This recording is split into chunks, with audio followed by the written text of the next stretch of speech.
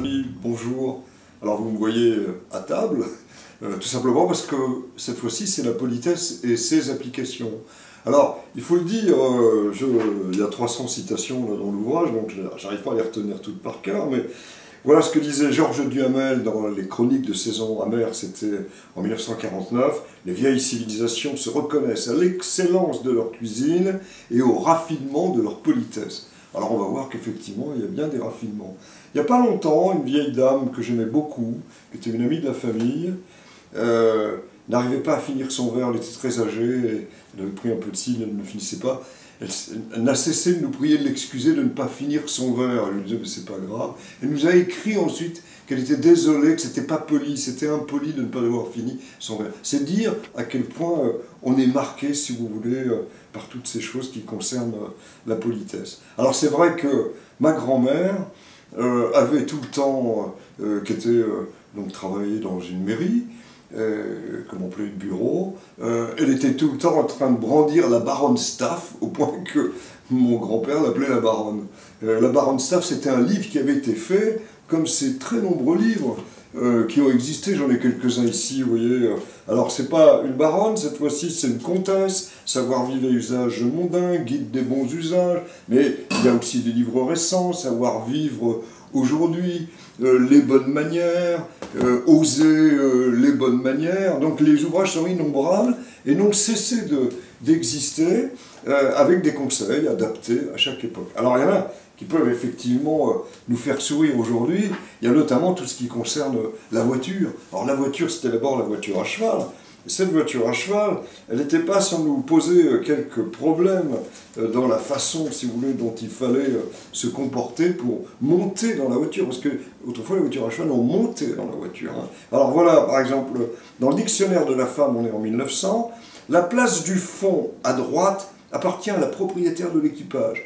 Elle peut la céder à la personne avec qui elle sort si elle désire lui faire honneur, mais il faut par conséquent se garder de la prendre si on n'y est pas formellement invité.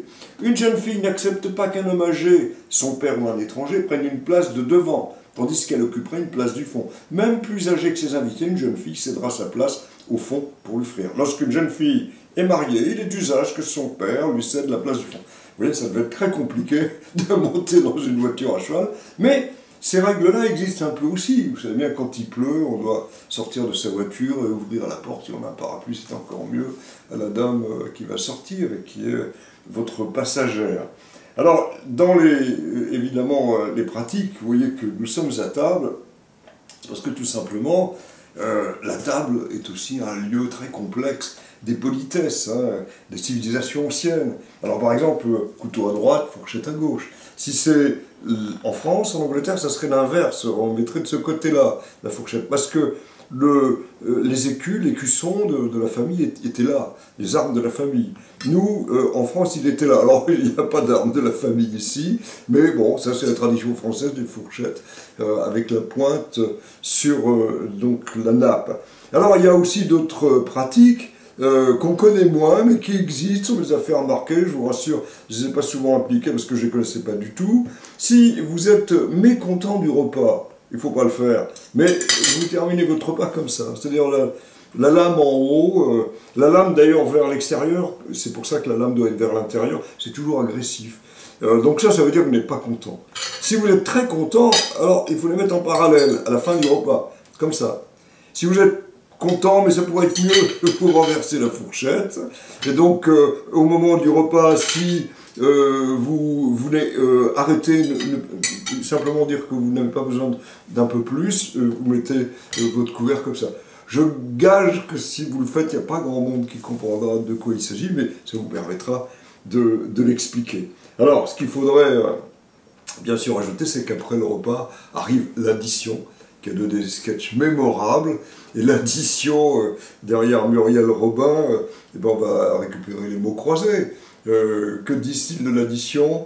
Ils la font deviner en disant ardoise ou tuile. Oui, parce que si c'est très cher, c'est la tuile, de toute façon, c'est une ardoise. Quant à l'invité, alors ça c'est très important, sujet à traiter. Oui, il faut faire attention à ses invités, parler autant à droite qu'à gauche, et être attentif. Finalement, c'est toujours la politesse du cœur. On peut faire beaucoup de bêtises avec les couverts. Si on a du cœur, eh bien, on sera poli.